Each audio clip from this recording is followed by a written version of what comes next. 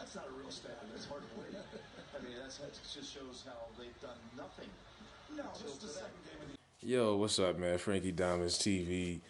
Hit that like button. Now, look, I'm not a Dallas Cowboy fan by any means. My mom actually is. I'm not. Don't root for them. Don't really give a fuck. I don't hate them like most people, but definitely not a fan. But I want people to understand what this means.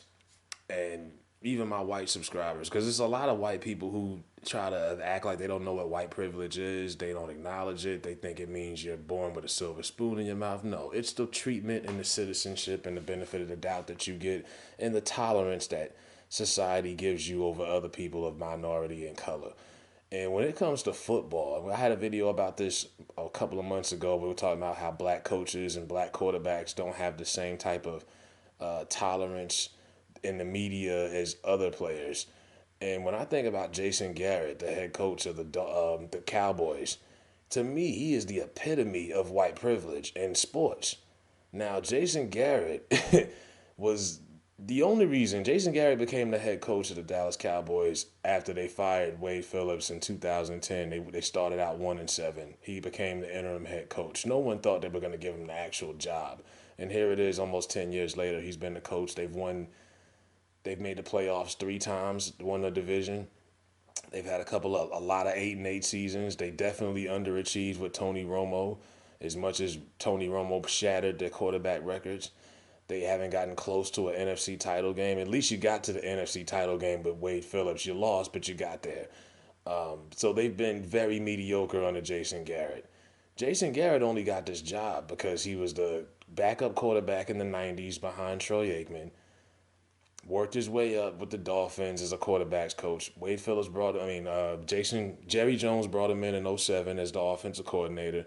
And like I say, he was just the interim replacement when they fired Wade Phillips. But because he's so close to Jerry, he's like the teacher's pet. He's always been one of Jerry's favorite guys, and they gave him this job. And the mediocrity that this is a cornerstone flagship franchise, the most popular franchise in sports. Other than who else can you say is more popular than the Cowboys? The fucking Yankees, the Lakers, and the mediocrity that they've settled for with this guy. It's ridiculous. You're not gonna tell me that a black coach or any other coach in any other organization could be this average and mediocre and have this much heat on him from the outside fan base included and still be a coach and still have a job. Now, today, the Cowboys overlooked the lousy New York Jets. Now, the New York Jets got Sam Darnold back. Granted, he got over his mono STD. He's a first-round draft pick. Sam Darnold is talent. But the Jets don't outside of Le'Veon Bell. And they overlooked their competition like so many other teams do, play down to their competition. They're on the road, and get it. I get it. The Cowboys had 2 tackles out the game and had a couple of injuries. But they were overlooking the Jets because they were looking ahead to play the Eagles next week on Sunday Night Football, their hated rival. And it looks like that game's going to be huge because they're the only 2 teams in the division that are going to be slugging it out for that conference, for that division, because the Giants and the Redskins are garbage. But let me tell you how horrible the Jets are 0-5 coming into this game. 0-5 or 0-4. They were winless either way. And the only other 2 teams that were winless today was the Redskins and the Dolphins. So the Jets are lousy. And as average as the Cowboys have looked the last couple of weeks, they should have beat the fucking Jets. We all can agree on that. And they went down there. They went up to MetLife Stadium and got their fucking lunch money taken. And they're down 21-3 at halftime. And they don't make any adjustments until it's too late. Classic Jason Garrett. By the time they make adjustments, the game is it's over. It's too late. You ran out of time, and that's how they ended up losing. I believe they lost 22-24.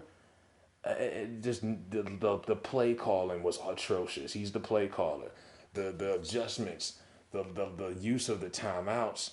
He's not the answer. And this is how you have people like even Terrell Owens says, hey, real Jerry Jones, still think Jason Garrett is the answer for a decade now. It's the same old song and dance. I knew they were going to Jason Witten on 3rd down, and everyone knew it. It's predictable play calling. It's horrible. He's horrible. You got 2 kind of coaches in football. You got your X's and O's guys, That would be your guys like Belichick, Tom Landry, Andy Reid. And then you got your motivators, guys who could just get people to run through a brick wall. That would be a guy like Mike Tomlin. Jason Garrett is in the middle. He's neither one. He's not a motivator or a leader of men. He likes to slap five and shake everyone's hand, even after the defense got ran down. And then when they're coming back on the sidelines, Jason Garrett is trying to high five his defensive players, and they're just walking right past him. At that point, he's lost the defense's respect. They're looking at him like, Coach, we're getting beat. You don't need to be patting us on the ass, telling us good job. You need to be chewing us out and motivating us. And he does none of that. He's already lost his team. They have no respect for him. They don't look at him like they should. He's a bum. And it frustrates me, and I'm not even a fan. And 99.9% of Cowboy fans who have any kind of logic, they want this guy out of here. They want him gone. He is fucking horrible. And it's just like, how long is Jerry just going to continue to tolerate this guy? You know, Jerry Jones fired Tom Landry his first day on the job, but he stuck with Jason Garrett for a decade. Will Cain tweeted this. Uh, Jason Garrett's tenure in Dallas will outlast me, my kids, and my grandkids. Marcus Mosher tweeted this. It's obvious that this guy needs to go. And the white privilege part that I get to is nobody else would get this. I don't care. Nobody else would be able to tolerate what Jason Garrett has done to the Cowboys, and the tolerance that Jerry Jones and his organization have for his mediocrity is ridiculous. And it just screams white privilege to me. I remember Steve Wilkes got fired in Arizona after 1 year. 1 year and he was gone. And Jason Garrett, 10 years of just average garbage. You got a top 5 running back. You've had one of the best offensive lines in years. Dak Prescott is not the real issue to me. He's not great, but he's not a bum. But I think if you put Dak Prescott around some good coaches, coaches who know how to adjust, coaches who know how to have good game plans that aren't predictable, he's proven that he can win. You got talent on defense, but it doesn't matter how much talent you give a guy like Jason Garrett. He's going to always have his guys unprepared. The offense is predictable. He has no good adjustments. He's just terrible as a head coach, and he has no business being a head coach. And truth be told, they should have fired him a long time ago.